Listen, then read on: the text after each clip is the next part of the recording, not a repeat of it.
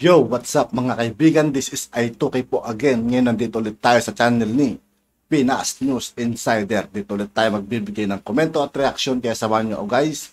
Let's go! Ito ang nakakagulat na balita ngayon. Trending ngayon sa mundo ng social media ang di umano'y balitang unity nga ba o pagkakaisa kaya na nakakabalik ang mga dilawan sa Malacanang. Tila ito ang matinding hinaingat komento ng isang batikang broadcaster na si Mike Abe, kaugnay sa unti-unting pagbabalik ng mga dilawan sa Malacanang. Pero bago natin simulan ang balitang ito, kung bago ka pa lamang sa lahat ng hindi pa nakasubscribe mga kaibigan kay Pinas News Insider, mag-subscribe na po tayo at huwag nyo rin pong kalimutan mag-subscribe dito sa aking channel. Sa aming channel, please huwag kalimutang mag-subscribe at i-click ang notification bell para mas maging updated pa kayo lalo sa lahat pa ng bagong video na i-upload namin. At eto na nga mga kababayan, ayon pa sa patikang broadcaster na si Mike Abe, tila hindi na maganda ang mga nangyayari ngayon sa Marcos admin. Dahil tila puro kurap at may bahid di umano ng korupsyon ang mga ina-appoint ni Pangulong Bongbong Marcos Jr. sa Malacanang. Aniya, wala namang masama kung papalitan ng ibang mga gabinete. Pero wag naman sana yung mga dilawan na may mga background ng korupsyon. At dito nga ay hindi na mapigilang maglabas ng saloobin ni Mike Abe kaugnay sa Percy Lapid case na tila mas pinapaboran pa ni President Bongbong Marcos Jr. ang mga dilawan at tuta ni Aquino na si General Katapang kumpara sa inappoint ni former President Rodrigo Roa Duterte na ama ng Vice President ngayon na si Vice President Sara Duterte Carpio na si General Bantag na marami nang napatunayan nang linisin nito ang New Bilibid Prison. Samantala, hindi naman mapigilan ng marami sa ating mga kababayan na magbigay ng kanilang hinaingat komento kaugnay sa usaping ito. At ayon pa sa kanila, former President Duterte, please umaksyon ka na po. Dapat maibalik na si Bantag sa Bilibid para tuloy-tuloy ang pagbabago at mawala na ang mga iligal na gawain sa Bilibid. Please, palitan na si Katapang dahil dati ang tutayan ng dilawan. Ibalik na si General Bantag. Panawagan namin kay President Marcos na nasa makinig po kayo sa hinaing naming mga ordinaryong Pilipino. Mag-ingat po kayo, Pangulong Bongbong Marcos. Baka matulad po kayo sa ama mo na labis ang tiwala sa mga dilawan na siyang dahilan ng kanyang pagkabagsak. Hashtag ibalik si Bantag sa Bilibid. Hashtag palitan na si Katapang. What Pangulong Bongbong Marcos did to General Bantag, replaced with General Katapang, is a very big mistake. Hahay Pilipinas, kailan tayo babangon muli? Ang dami ng krimen ngayon na wala si PRRD. Pangulong Bongbong Marcos, ibalik po si General Bantag para di maulit sa Pilipinas. Ibalik si Bantag please, Mr. Pangulong Bongbong Marcos. Grabe mga sinisigaw ng tao kay Bantag, ano? Baka marami rin talagang nagawa si General Bantag. Baka hindi naman magsasalta itong mga taong to kung hindi nila nakita. Nasabaybayan nila guys. Nakita nila kung ano man nagawa ni Bantag sa Pilipinas. Grabe. Para po mapangalagaan ka, mahal na mahal ka namin.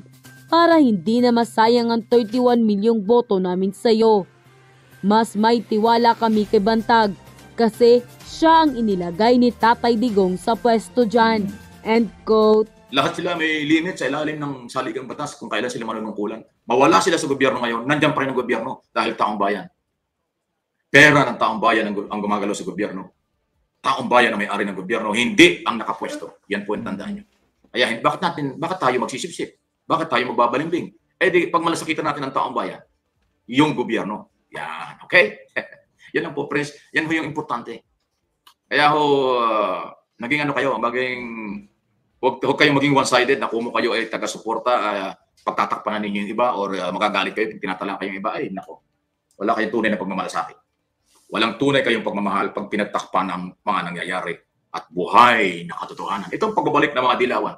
Maganda ba yan? Ano ba pag nagagawa nila? Dalawang dekada na, ilang dekada na sila napwesto, dalawang Aquino na ang nilagay nila. Mula 1970s pa lang, kalaban na ng mga Marcos ang Liberal Party. Di ba? Kaya nga nagmarsalo noong 1972 dahil ang Liberal Party, sabi ni Marcos, ay kinampihan na ng mga komunista. Di ba Liberal Party ang number 1 kalaban ng mga Marcos noong araw pa? Panahon pa ng 1970s, 1960s. Boy, hanggang ngayon. Ngayon hindi na. Ngayon binabalik na. Good luck. Bahala kayo. Ngayon, sasabihin nyo, mali ako. Di ba? Hindi ako oposisyon. Nagmamahal ako sa bayan. Nagmamahal ako sa ating mamamayan. Kasi ang taong bayan, inuulit ko, ang gobyerno, ang nakapwesto, lahat yan temporary lang. Tulungan natin si Pangulong Marcos. Pero pagka nakita natin may mga alang-aning galaw, sabihin din natin. Katulad nitong napapansin natin, dumadami ang mga hindi tayo sigurado kung 100% ay Marcos yan. Dahil unity nga, nakikiisa. Di ba? Sige, bahala kayo. Ganun talaga. Alam ko naman, alam ng Pangulo yung kanyang ginagawa. Bahala siya. Siya ang Pangulo, di ba? So, suportahan natin. Yun ang ating panamakan. Suportahan natin ang ating Pangulo, pero hindi sa lahat ng bagay. Para ka naman robot kung lahat na lang ay gagawin mong suporta kahit alam mo medyo alanganin. Hindi ganun. Hindi po ganun. Ang tunay na malasakit pagmamahal, dapat ay tinitingnan ang lahat ng bagay. Marami siyang ginagawa. Magaling ang ating Pangulo, masipag. Kaya nasa Mindanao isang araw, di ba? Doon nga nag-overnight. Masipag ang Pangulo, gabit araw, trabaho. Kaya nga, di ba, lagi ko sinasabi, magaling ang Pangulo, masipag. Di ba? Ito na lang problema kay Paing, di ba? Ang order niya, lahat ng resources, manpower, facilities, gamitin. Kaya yung military truck, PNP truck, lahat at mga manpower nila, yung mga sundalo doon sa Northern Luzon, nagdadala ng tulong, pinagpabaril pa ng NPA, di ba? Patay, yung dalawang sundalo. Ayan, ang order ng Pangulo, lahat gumagalaw, lahat pagalawin. Yun, tama yun. Okay? Pero sa isyong politika at yung ibang mga siyempre atin hindi sinisilip yun. Para balancing. Dahil hindi naman ako spokesman ng Malacanang. Ang spokesman ng Malacanang, yan, wala akong maririnig na negative. Lahat yan positive. Kasi spokesman siya. Hindi naman ako spokesman. Bet ko naman pagtatakpan yung sa palagay natin may konting butas o maaaring may konting problema pagdating ng araw. Ayan. Diba? Yan po yung sinasabi natin. Okay? Kaya hindi ako, basta tayo, sumuporta tayo sa tamang ginagawa. Pag nakita natin medyo mali sa inyong pananaw, sabihin ninyo. Basta masabi natin at ginawa pa rin ng gobyerno, bahala na sila. Ganoon ninyo. Ang importante, nasabi natin yung ating nalalaman at pananaw. Importante ho yun. Kaysa sa ipagtanggol mo, kahit na alam mong medyo problema, magiging problema sa bandang huli, pagtatanggol mo pa, mali yun. Diba? Kaya ganun ang takbo ng buhay. Okay? Lalo pa ngayon, daming problema natin, di ba? Problema sa, hindi pa matapos-tapos, malabo nang ma-identify yung mastermind niya sa lapid killing na yan. Dami ng suspect, daming person of interest, mga general, nag-aaway-away na. Ngayon, meron pang isang malaking problema sa PNP. Yung dalawang general na involved daw sa drugs, hindi mabanggit. Ano ba yun? Pinapalabas, general yun, baka masira ang pangalan. Teka muna. Kung totoong meron kayong ebidensya tungkol sa illegal drugs, hindi rin nila pinagmalasakitan yung kanilang pagiging general kung totoong involved sila. Ngayon na may pangalan, binanggit nyo, may dalawang general. Mabuti pa kung yung binanggit na may dalawang general na involved sa drugs. Dapat hindi na binanggit yun para hindi na hanapin. Natural, hahanapin yun. Dahil general, hindi na babanggitin. Dahil general, makapangyarihan, hindi na pagtatakpan o gano'n na pagtatakpan. Di ba? Kaya si General Azurin, ang daming problema nito. Ating PNP chief, ang dami niyang problema. Meron siyang internal problem sa PNP at saka yung sa taong bayan. Masipag siya, pero iba yung mga sinasabi kasi nangyayari. Tapos meron pa silang amo na sekretary ng DILG na mahilig sa press conference niya, kaya pumalpak itong lapid killing.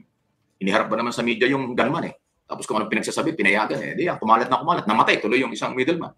Kung hindi nyo iniharap sa media yan, iniharap nyo, tapos wala limitado ang mga question and answer, hindi magkakabukuhan. Inamin pa naman in public, meron pong gunman, meron pong middleman nasa loob ng Muntinlupa. Pinagtakpan ng pulis, hindi naman sinabing Muntinlupa, doon na yun. Doon na nga yun. O nung hapon, patay. Kung hindi iniharap sa media, hindi ho nagsasalita yung gunman ng gano'n, walang mamamatay. Dalawa lang patay ngayon. Lapid. At saka yung Villamor. Di ba kapalpakan niya? Hili kasi niya sa press conference Ulit yung sinabi ko kahapon, sa NBA, sa Amerika, pag ikaw ay suspect sa isang kaso, iimbestigahan ka ng malalim. Pero hindi bibigay sa media ang detalye ng galawan nila at kung sino ang target nila. Kasi pati person of interest, hindi nila binabanggit. Ihaharap na nila paghawak nila sa liig. Kontrolado na, may posas na. Dito sa ating grabe, para tuloy Isipin mo, nagsabi ka agad na 160 ang person of interest. Mula daw January ng 2021, napag-broadcast ni Mr. Lapid hanggang bago matay, lahat daw yun ay inaaral nila. Para tuloy sinasabi mo, lahat ng tinalakay doon, ang taong nandoon, ay person of interest. Aloko na, daming suspect nun. Daming investigahan nyo. Kasama dyan si Pangulong Marcos, kasama dyan si Pangulong Duterte. Kasi yung dalawa ngayon, parang bilang natin nilapit. Tingnan yung mga programa niya. O, pag yun ang basihan ng PNP, pati yung mga yan, person of interest. Paano lalabas ang totoo, di ba? Pero walang kinalaman dyan ng Pangulong Marcos, wala rin kinalaman dyan si Pangulong Duterte. Kaya sinasabi ko lang, kasama yon doon sa binabanatan na nilapit nung buhay pa siya.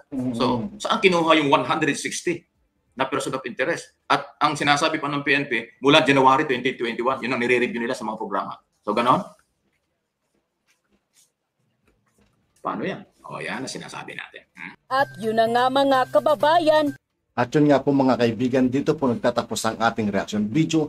Muli ako po si I2K ng Sundalo ng Dunggalo at 811. Maraming salamat sa patuloy na pagsuporta. Yeah! Peace out!